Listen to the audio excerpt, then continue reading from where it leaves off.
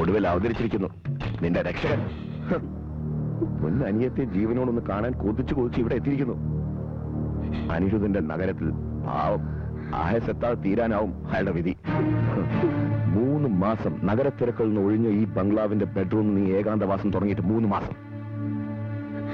ഭർത്താവിന്റെ ബിസിനസ് സാമ്രാജ്യം തകർത്ത് അയാളെ നിയമത്തിന്റെ കണ്ണിൽ കൊടുക്കണമെന്ന് സിന്ധുമോൾക്ക് എപ്പോഴും ആഗ്രഹമുണ്ടോ? ബിസിനസ് സാമ്രാജ്യം എട്ടും പൊട്ടും തിരികത്തെ പെൺകുട്ടികളുടെ മാനം വിറ്റ് കാശാക്കുന്ന തൊഴിലിന് ബിസിനസ് എന്നല്ല തിണ്ടിങ് പറയാ. അതേടി സമ്മതിച്ചിരിക്കുന്നു ഞാൻ. അതിരുകളില്ലാത്ത ഈ ബിസിനസ് സാമ്രാജ്യത്തിലെ കിരീടം വെക്കാതെ രാജാവാണ് ഈ അനിരുദ്ധൻ.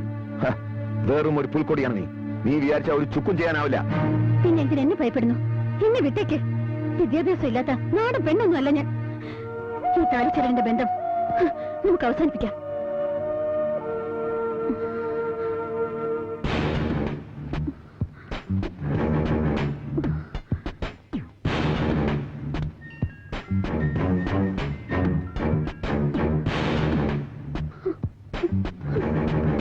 അങ്ങനെ പെട്ടെന്ന് ഈ ബന്ധം അവസാനിപ്പിക്കാൻ അനിരുദ്ധന് ഒട്ടും മനസ്സില്ല.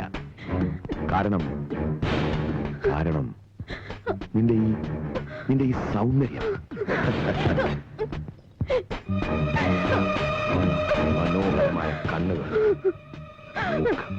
നിന്റെ ചുണ്ടുകൾ, ഭാര്യയായ എന്റെ ഒപ്പം എന്റെ കുട്ടികളെ പ്രസവിച്ച് എന്നും ഒപ്പം ഉണ്ടാവുമെന്ന് ഞാൻ ആഗ്രഹിച്ചതെല്ലാം നേടുന്നതാണ് ഈ അനിരുദ്ധൻ. ഇന്നല്ലെങ്കിൽ നാളെ നീയും എന്റെ വഴി വന്നേ പറ്റൂ. ഇല്ലെങ്കിൽ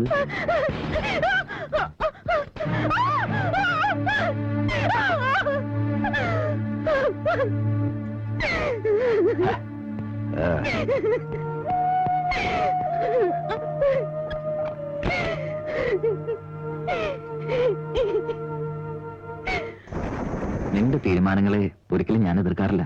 കാരണം ബുദ്ധിപരമായ തീരുമാനങ്ങളെ എന്റെ മോൾ എടുക്കാറുള്ളൂ.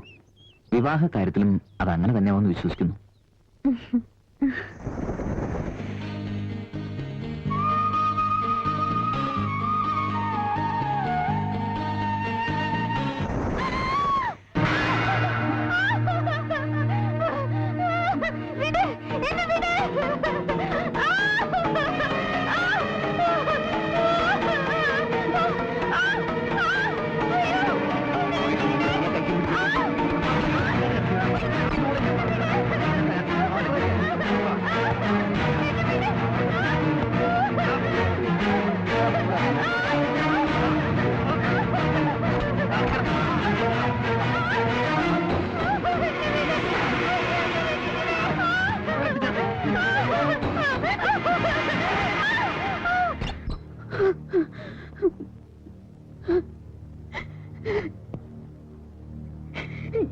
നീ പലപ്പോഴും ചോദിച്ചിട്ടില്ലേ എന്താണ് എന്റെ ബിസിനസ്?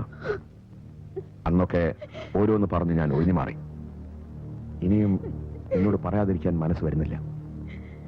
എന്നായാലും നീ അറിയേണ്ടതല്ലേ, ഇതാണ് എന്റെ ബിസിനസ്.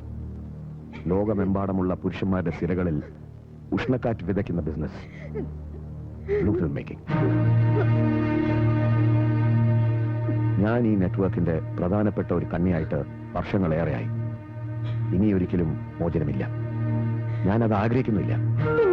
ഇതൊക്കെ മറച്ചു വെച്ച് എന്റെ കഴുത്തിൽ താലി കെട്ടിയത് അനിയത്തിനെ വിശ്വസിച്ചു പോയെന്നൊരൊറ്റ തെറ്റല്ല ഞാൻ ചെയ്തിട്ടുള്ളൂ. എന്നെ ആദ്യം കണ്ടപ്പോ തന്നെ ഒരുപാട് ഇഷ്ടമായി. എങ്ങനെയും സ്വന്തമാക്കണമെന്ന് വാശിയായി. എന്റെ പ്രൊഫഷൻ നിനക്കൊരിക്കലും അംഗീകരിക്കാൻ പറ്റില്ലെന്ന് അറിയാമായിരുന്നുകൊണ്ട് അത് മറച്ചു വെച്ചു. ഇപ്പോ നീ എന്റെ ഭാര്യയാണ്. ഭാര്യ ഭർത്തൃ ബന്ധത്തിൽ മറകൾ പാടില്ലാത്തതുകൊണ്ട് ഞാനിപ്പോ എല്ലാം തുറന്നു പറയുന്നു. നിന്റെ ഭർത്താവ് ഒരു ജോലി ചെയ്തു കൂട്ടിയാ മതി.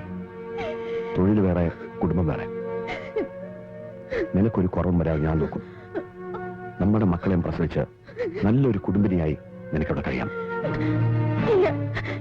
ഇങ്ങനൊരു വൃത്തികെട്ടവന്റെ ഭാര്യയായി ഒരു നിമിഷം പോലും ഞാൻ ജീവിക്കില്ല. സിന്ധുവിന് അതിന്റെ ആവശ്യമില്ല.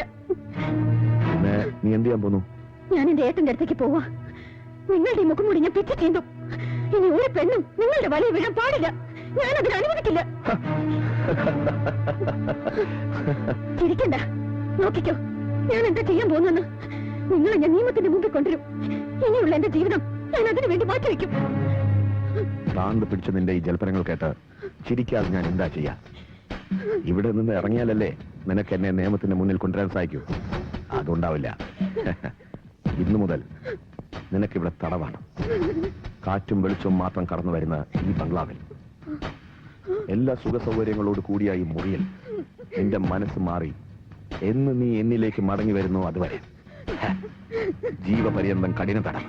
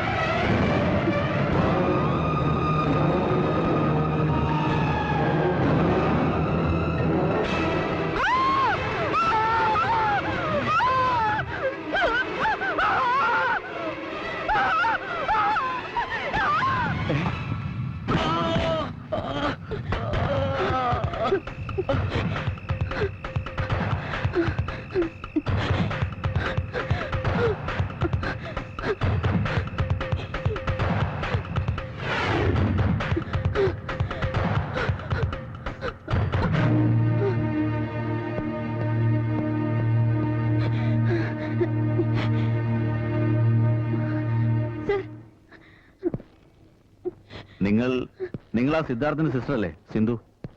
അതെ സർ. നിങ്ങളെ കാണാനില്ലെന്ന് പറഞ്ഞ് അയാൾ ഒരു കംപ്ലൈന്റ് വന്നിരുന്നു. ഞാൻ വലിയൊരു ആപത്തില്ല. ഓക്കെ ഓക്കെ, ജീപ്പിൽ കയറിക്കോളൂ. കാര്യങ്ങളൊക്കെ പിന്നെ പറയാം. നമുക്ക് എന്റെ വീട്ടിലേക്ക് പോവാം.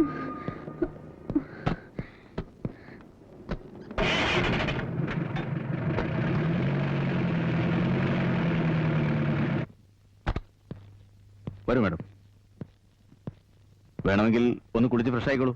വേണ്ട സർ. ശരി, എങ്കിലിരിക്കൂ. ഞാൻ ബ്രദറിനെ വിളിച്ച് കാര്യം പറയാം.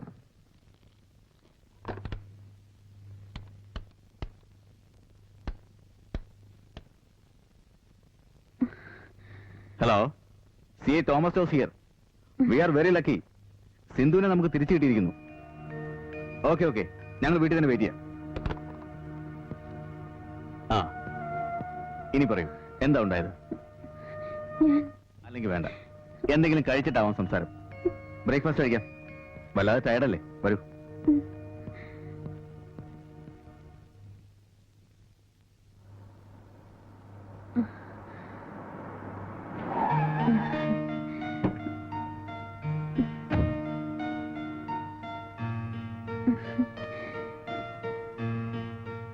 ആ, വരൂ വരൂ. സിന്ധു കാത്തിരിക്കായിരുന്നു.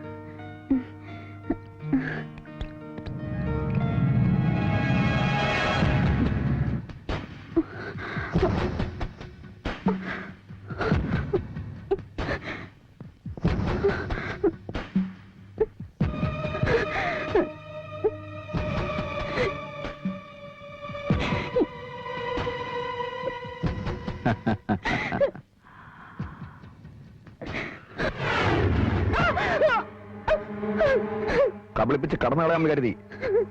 നടക്കില്ല പെണ്ണെ. അനിരുദ്ധിന്റെ വലയിൽ നിന്ന് ഇതുവരെ ഒരു മത്സ്യവും രക്ഷപ്പെട്ട ചരിത്രമില്ല. അതിനുള്ള ശ്രമങ്ങൾ നിർത്തിവെക്കുന്നതാണ് നിനക്ക് നല്ലത്. പറയുന്നതനുസരിച്ച് ഇവിടെ ജീവിച്ചാൽ നിനക്ക് രാജകുമാരിയായിട്ട് ഇവിടെ വാഴാം. അതല്ലെങ്കിൽ വെട്ടിക്കീറി കടലെറിയും ഞാൻ. അനിരുദ്ധനോട് ഒരുത്തനും ഒരു ചുക്കും ചോദിക്കില്ല. അത് ചെയ്യാൻ ഒരു പിമ്പിന്റെ ഭാര്യയായി ജീവിതം കരഞ്ഞു തീർക്കുന്നതും എനിക്കിഷ്ടമാ. അതേടി, പിമ്പിന്റെ ഭാര്യയാണെന്ന്. അങ്ങനെ ഒരു ജീവിതമേ നിനക്ക് വിധിച്ചിട്ടുള്ളൂ എന്ന് കരുതി സമാധാനിക്കാം. എല്ലാ പ്രശ്നവും തീരും. കഴിഞ്ഞതെല്ലാം മറന്ന് പുതിയ ജീവിതം തുടങ്ങാൻ ഞാൻ ഇപ്പോഴും തയ്യാറാണ്. നിങ്ങളോടൊപ്പമുള്ള ജീവിതത്തിന് എന്റെ ശവമേ നിങ്ങൾക്ക് കിട്ടും.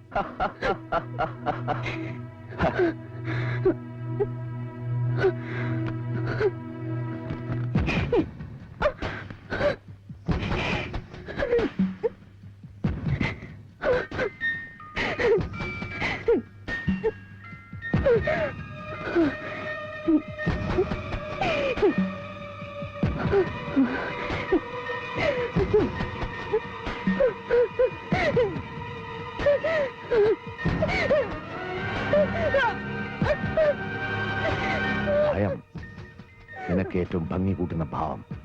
പേടിച്ചരണ്ട ഒരു ആശ്മ മൃഗത്തിലെ ദൈന്യത നിന്റെ കണ്ണുകളിൽ മിന്നിമറയുന്നു. നിന്റെ ശരീരത്തിലെ ഓരോ അണുവിലും പേടി നിറയുന്ന ഞാൻ അറിയുന്നു.